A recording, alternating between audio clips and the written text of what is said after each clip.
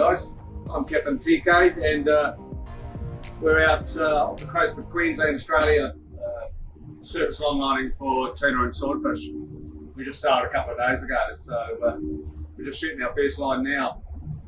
So if you follow us on Facebook, give us a like, or YouTube, hit the subscribe button and hit the notification bell, and that'll be a great help for us. And follow our adventures. So we're just doing shot number one. We've got our full moon tomorrow, so generally around the full moon the fishing gets a lot better.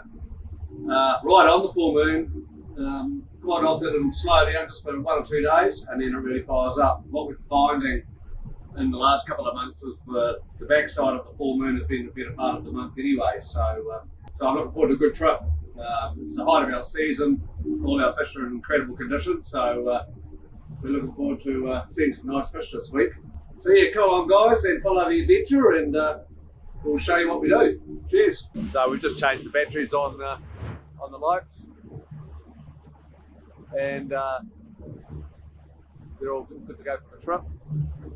And I prefer the ones with no buttons, for the simple reason that if you use the ones with the buttons, and yeah, 50-50 whether the basket's turned it on properly, well it's not. It's 90% chance that they won't turn the basket on right. So that'll all be just full of oil, like a real viscous oil. So you're better off turning it upside down so that this is at the bottom and it drains better, dries better. And then give it a few months, then chop a couple of inches off it, and away you go, you've got your bills. So there's a heads up for you. That one's up the wrong way. So the boys are just setting up some hanks.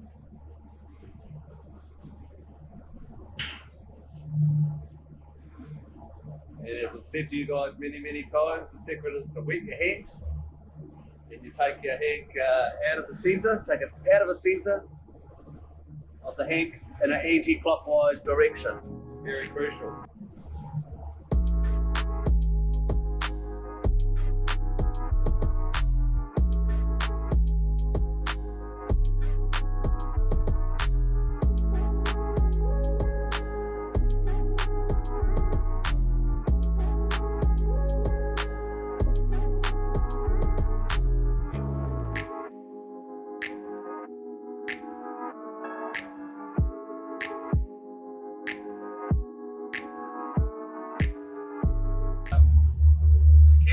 That we don't use down the back that we used to use just to make sure the boys were shooting the gear properly.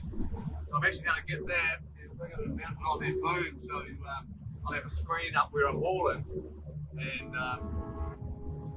with that camera there I can see what's happening down the side of the boat instead of trying to lean out the bloody window.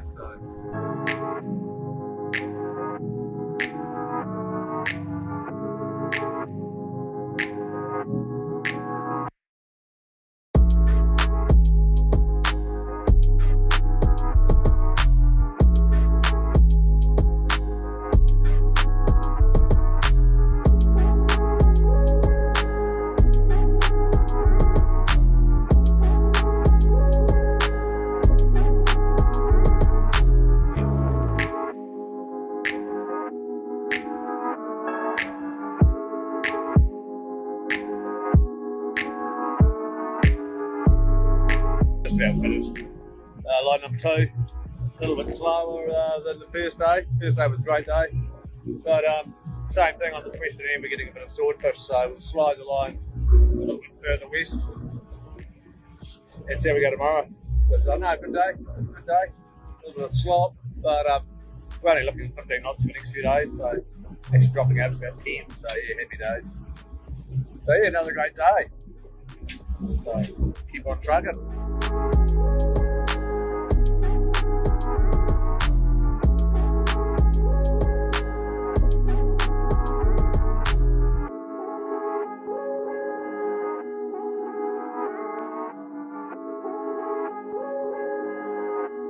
Just had a big tangle of normally at the bottom of a tangle is a sword. So we've been fighting this one for a couple of minutes. Probably longer actually. Oh yeah, there's a bit of colour down there.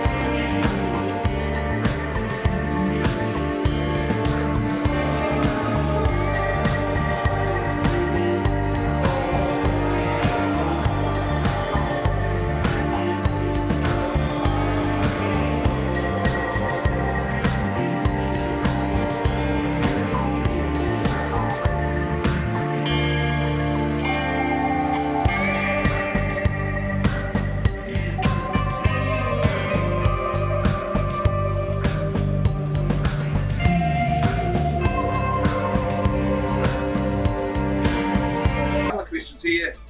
So what's Evan, Richards and Tassie? Hey mate, I'll ask you a few questions. What do you think is the best moon phase for targeting southern bluefin tuna? And is there a difference between the school size? You're finding it a little bit finicky. That's tuna. And Brendan Mahi has said he's looking at going out and targeting some southern bluefin on trailer boats and looking for the moon phase and that sort of thing. So yeah, both basically same sort of thing. So with the bluefin, you've got to look at basically what they're eating. So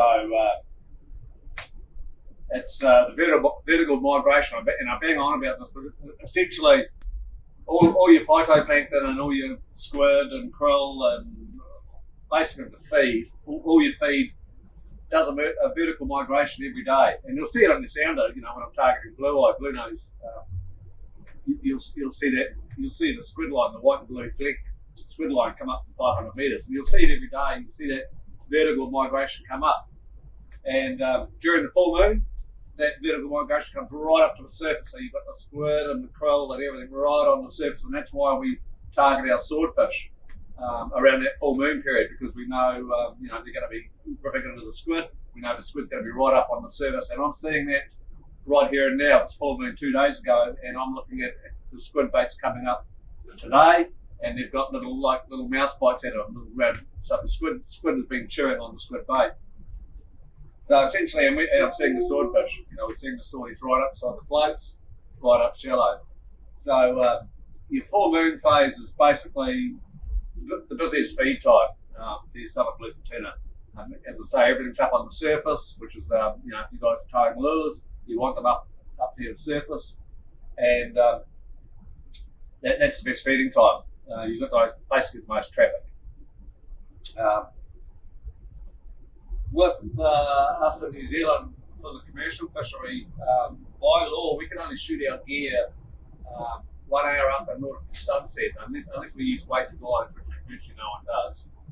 For surface lining for the southern bluefin tuna, we don't shoot until an hour after sunset, nautical sunset. So we're restricted on bite times, but essentially, as I say, because you've got that feed coming up just on dark, that's when we're getting the good bite anyway. So a little bit tricky for you guys if you're in trailer boats, because and fair enough, a lot of you guys want to be back in your trailer and squared away before dark.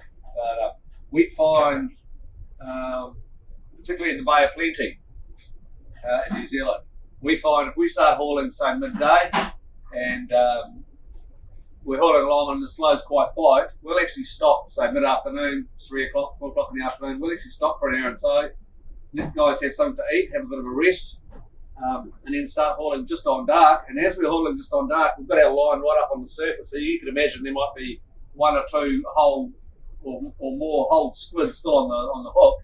As we're hauling the gear up, basically your squid comes up and starts swimming, as we're hauling it towards the gear. And just on dark, bam, we just start getting slammed by the southern bluefin tuna. So definitely on dark is definitely a good bite time for the southerns. So we'll wait till they bite. If it's slow, we'll wait till that evening bite and then start hauling again. And we're getting slammed by these live fish. We're basically knowing they're coming on live. A couple of 100 metres in front of us, bam, all of a sudden the line goes down. So it's definitely an evening bite. But you guys have also got to put into that the safety factor as well. If you're at Whitehall Bay, you need to be squared away and on the trailer before dark, really, common sense. Hey, who we got here, mate? Jason Shaw from Mackay. G'day, Jason. Working out of Mackay and stuff. Dan will use a 30 barrow stainless steel longline silver hooks with swivels on my cord set lines. I was wondering if you could give me advice on a good primary hook which doesn't open up and inspect just silver hooks, mate. And to be honest, ours are no brand name. We go through that many bloody hooks. We simply don't buy the latest, greatest, the most expensive stuff. Much as I'd love to, be using Mustard hooks or BKK or some of the amazing hooks.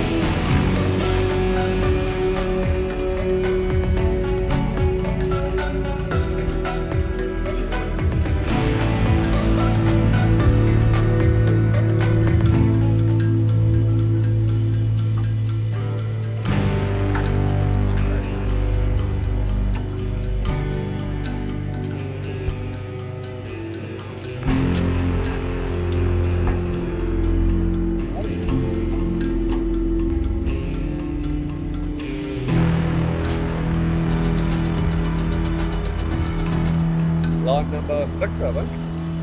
So we'll do another 3 or so, I'd say.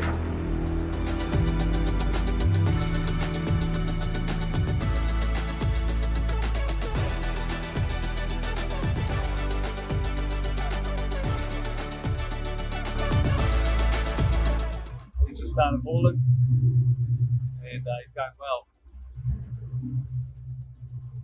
So Andy, when I first got here, over 4 years ago, I suppose, Andy was on board.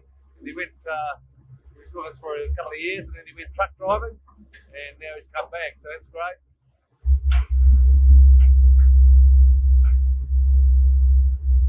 Slow down, Andy. What are you doing, Andy? Hey? You're going for a cigarette, aren't you? I know you. So Andy's just making up some spare gear, even though it's the first shot. He's just prepping some spare extensions there. And the whole idea around these leaded swivels, they're 60 gram swivels, and we have them about 2 metres from the hook. And that makes the baits sink very quickly, so the seabirds don't dive on our baits and get themselves foul hooked. So that's the idea around those. They are to protect our seabirds, look after our mates.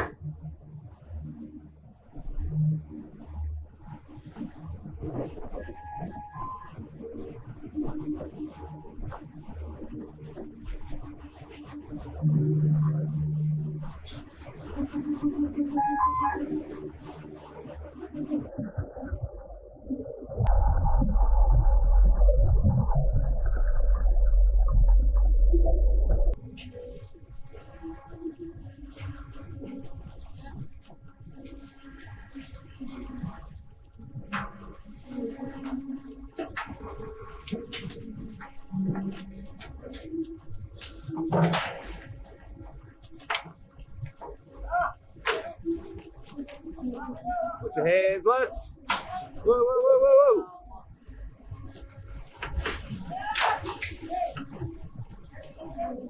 Get out of the way! Get out of the way!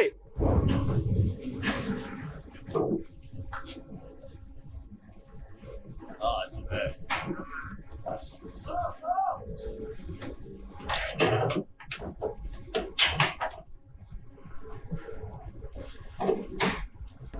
Alright guys, so we've had a good day, but these last 10 miles we've been whaled. So it's false killer whales basically. They come along our line, find any fish that's on the line, and they basically surgically remove the bloody fish and just leave the head. So and it's just part of working in the ocean, you know. Every now and then the predators find our fish and the predators win, so it's just part and parcel of it. But I'll just show you what I mean by the whales. So this is what they do. So that's an albacore head. That's an albacore head, and that's all we get back. The gills are always gone. It's quite a clean bite. So they just basically come up, grab the fish, and back off until they get the attention and just snip it off. We never foul hook a whale. They always seem to just remove the body. So that's what we get back, just the heads. And we've just got a massive bluefin head, which is bloody heartbreaking. It was absolutely massive. But yeah, it's just part and parcel works with nature.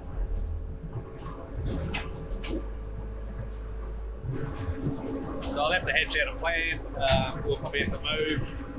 It was just down this eastern end of the line, so maybe I'll just slide the line a little bit more to the west, and hope that they were just moving through, and they're not going to be there tomorrow and predate on me again. So we're getting a lot of sharks as well.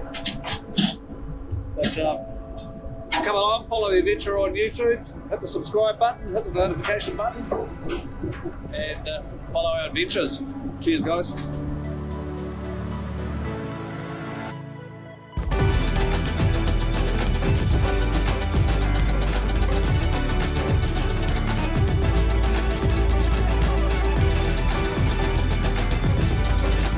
So I'll show you what's going on guys. We'll start on that now.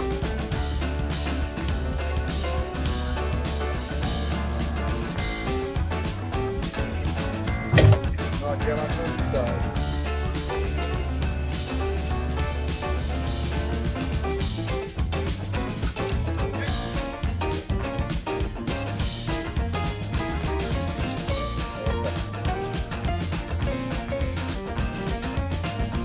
Alrighty, unloading now, so yeah, check out the new YouTube video coming out today, and yeah, have fun.